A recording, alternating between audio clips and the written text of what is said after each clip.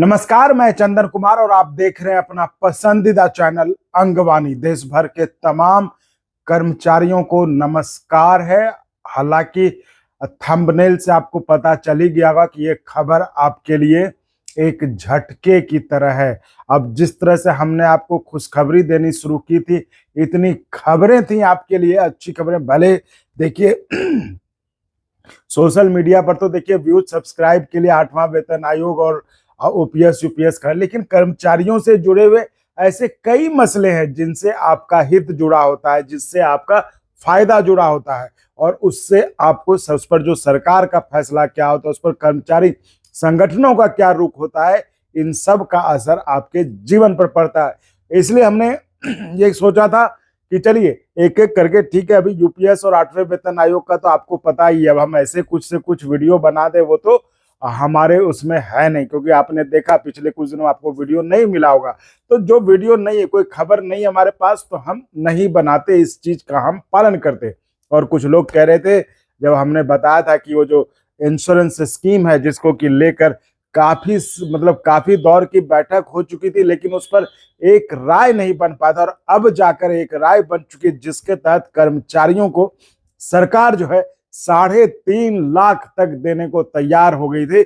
लेकिन कर्मचारी संगठनों का कहना है कि नहीं, इसको 6 लाख करना चाहिए। तो देखिए, एक तो यह है कि 3.5 लाख तक तो तय हो गया। तो उस पर कुछ लोगों ने कमेंट किया, क्या आधार है? अरे आधार मांगने वालों, उन्हें मैं बताना चाहता हूं कि ये अंगवानी चैनल है, ये कोई एंड बंड चैनल नहीं है कि दूसरे का सुन के, दूसरे का चुरा के या दूसरे का कहीं से लेके हमने वीडियो बना दिया। अगर अंगवानी कह रहा है तो समझ लीजिए कि बस वो फाइनल है, क्योंकि इस बात का ध्यान हम हमेशा रखते हैं कि हमारे कर्मचारी भाइयों को एक भी गलत खबर ना जाए। भले खबर जाए ना जाए, भले वीडियो बने न बने, लेकिन खबर गलत एक भी नहीं जाएगी। यही विश्वसनीयता अंगवानी की। और तभी आप देखिए इतने कम समय में अंगवानी को लोगों ने, ठीक है, इतना सराहा और पैदा। ठीक है, हमको हमारे उतने सब्सक्राइबर नहीं हुए कि हम झूठ मूठ का कोई खबर भी बना दिए सनसनी लगा के कि भाई ये हो गया 8वें में, है ना। आपने तो देख ही लिया, 8वें में तो फिटमेंट फैक्टर भी तय कर दिया है लोगों ने, और तो कह ही दिया कि अब तो 200 दिन का, अब तो 200 दिन से कम बचा, उसमें आपको 8वां वेतन आयोग का रिपोर्ट भी आ जाएगा। सब ला ही दिए हैं। वो जो चेयरमैन के, उसके वेतन आयोग के चेयरमैन का नाम तक कर दिया कि भाई ये होंगे वो होंगे। क्या हुआ सब तो हकीकत में आपको पता है। इसलिए मैं आपको बार बार, और वैसे लोग मैं जानता हूं वो लोग कौन है, लेकिन मैं जो चैनल के कमिटेड व्यूअर हैं, जो चैनल से जुड़े हुए, उनको मैं इस बात का फिर से भरोसा दिलाता हूं कि इस चैनल पे कोई भी खबर ऐसी नहीं आएगी जो कि ऑथेंटिक ना हो, जो कि क्रेडिबल ना हो, जो कि पुष्ट की नहीं गई हो। खबर नहीं होगी, वीडियो नहीं बनेगा, ये मंजूर है, लेकिन गलत खबर नहीं जाएगी। मैं जानता हूं वो लोग जो आप देखिएगा, ये लोग जो कमेंट करते हैं, ये बताना देखिए साथियों इसलिए जरूरी है कि ये कुछ कोशिशें हैं, एक साजिश है कि जो लोग आते हैं, कुछ लोग आते हैं, वो हर वीडियो पर कमेंट करते हैं कि कुछ नहीं है, कोई। अरे भाई, कुछ नहीं तो आते क्यों हो? जब तुम्हें पता चल गया कि कुछ नहीं तो यहाँ आ क्यों रहे हो, और आके वही लिखना। तो ये वो लोग हैं जो चैनल से ईर्ष्या करते हैं, जो जिनको लगता है कि भाई नहीं। और कुछ लोग तो वो दूसरे चैनल वाले भी होते हैं कि जब हम खबर बताएं ताकि हम उनको बता दें कि ये खबर कहाँ से मिली, ताकि कहीं अगर कोई डॉक्यूमेंट में हो या कहीं कुछ हो तो ये सब। इसलिए मैं, जो चैनल के साथ जुड़े हुए लोग हैं, देखिए हालांकि ये कहना सही है कि भाई परवाह नहीं करना, लेकिन हमें सही बताना चाहिए। हम किसको बता रहे हैं? आप ही को तो बता रहे हैं, आप कर्मचारियों को तो बता रहे हैं। क्योंकि अगर आपको नहीं बताएंगे, आपको सच पता नहीं रहेगा, तो इस तरह के लोग जो प्रोपेगेंडा फैलाते हैं, तो उनका फिर क्या होता है ना, क्योंकि एक सच्चा आदमी क्या करता है, अच्छा ठीक है छोड़ो यार, जाने दो, नहीं देखते। तो इसलिए मैं कह रहा हूँ, ये आपको बताना जरूरी था। इसलिए मैंने ये बात आप सबको, तमाम जो मैंने कभी कमिटेड व्यूअर्स जो चैनल को ज्वाइन करके सपोर्ट करते हैं, उनसे मैंने कभी ये सब इस तरह की बातें नहीं सुनी, क्योंकि वो चाहते हैं कि सही खबर तो मिलती है।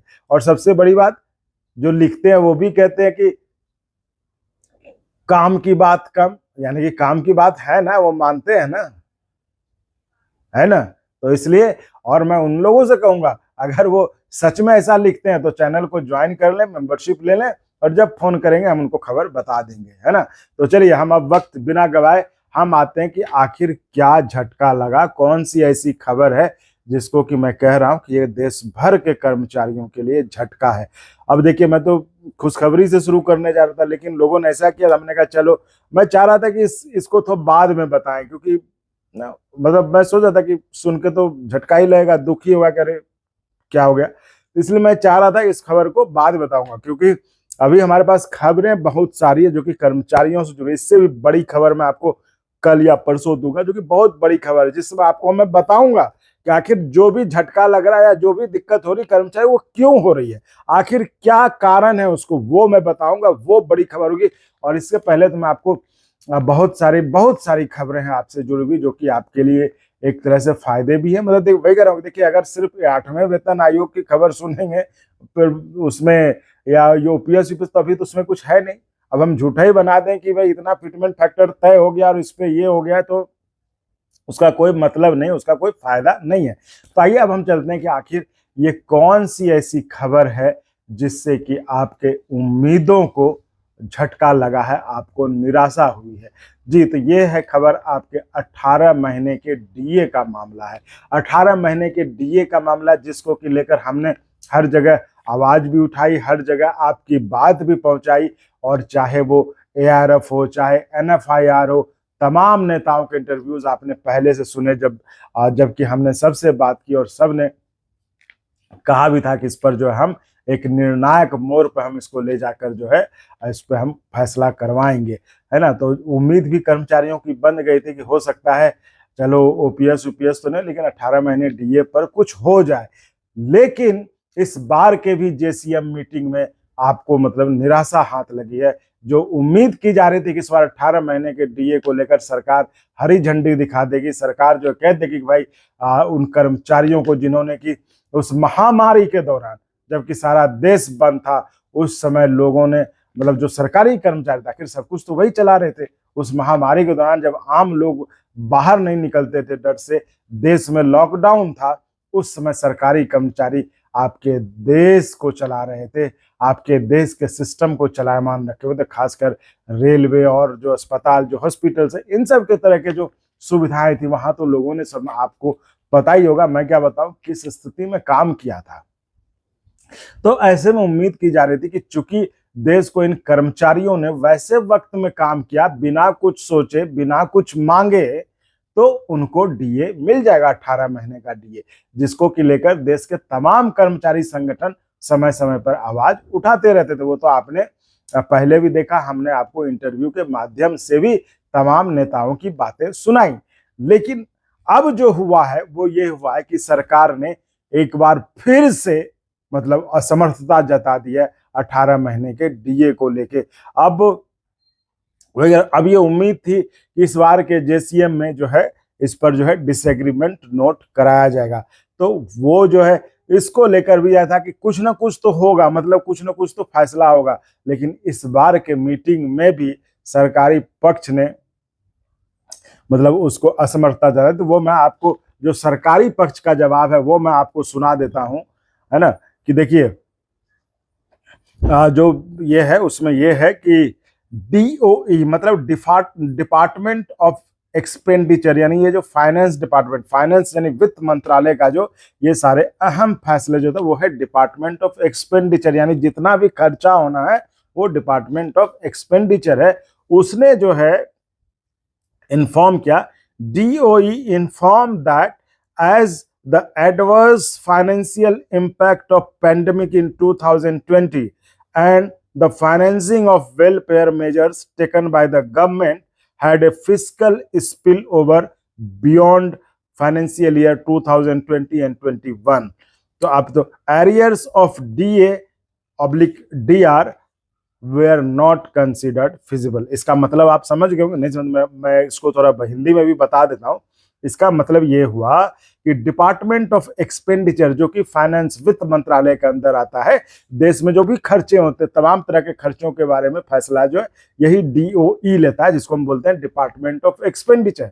तो डिपार्टमेंट ऑफ एक्सपेंडिचर ने बताया कि उस दौरान, महामारी के दौरान, चूंकि मतलब एडवर्स यानी कि निगेटिव इम्पैक्ट था आपके उसका आपके अर्थव्यवस्था पर, देश के इस पे। और उस समय जो वेलफेयर मेजर्स जो सरकार के द्वारा वेलफेयर कल्याणकारी योजनाओं पर जो पैसा खर्च कर दिया, जिसके कारण जो वित्तीय घाटा था वो 2020 और 21 के फाइनेंशियल सत्र तक भी चला गया, जिसके कारण ये जो डीए और डीआर का जो मामला है, जो 18 महीने का ड्यू हो गया, पेंडिंग हो गया, वो नहीं दिया जा सका और उसको संभव नहीं माना। अब इस पर सवाल होता है कि अब क्या होगा। ठीक है, इस बार भी जेसीएम में मतलब अब क्या होगा।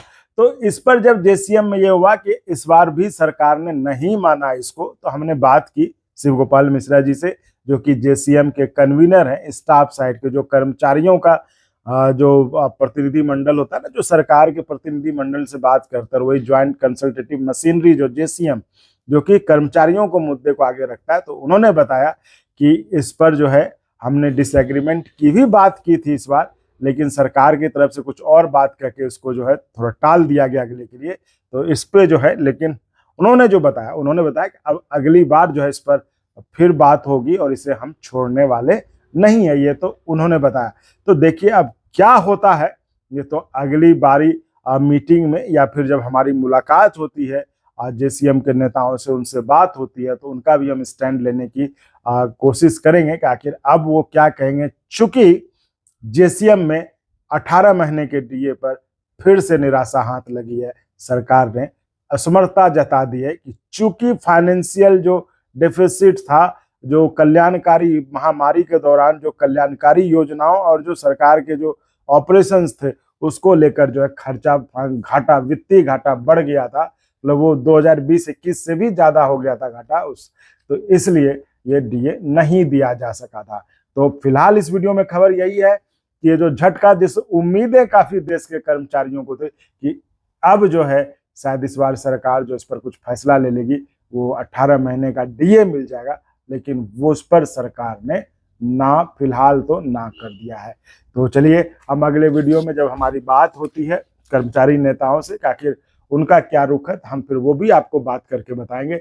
लेकिन हमने कहा खबर तो आपको बता ही दें। तो फिलहाल इस वीडियो में इतना ही। आप ऐसे ही चैनल को लाइक शेयर सब्सक्राइब करते रहें और संभव हो तो ज्वाइन भी करिएगा, जिससे हमें आपके लिए आपकी आवाज उठाने में और मदद मिले, जिससे कि हम आपके मुद्दे को, आपकी समस्याओं को और दमदारी के साथ उठा सकें। तो बहुत बहुत धन्यवाद। और अगर आपको अच्छा लगा तो एक बार और आपको मैं कहना चाहूँगा कि आप इसको प्लीज सब्सक्राइब और शेयर करते रहें, ताकि हमारा भी मनोबल और सपोर्ट बना रहे।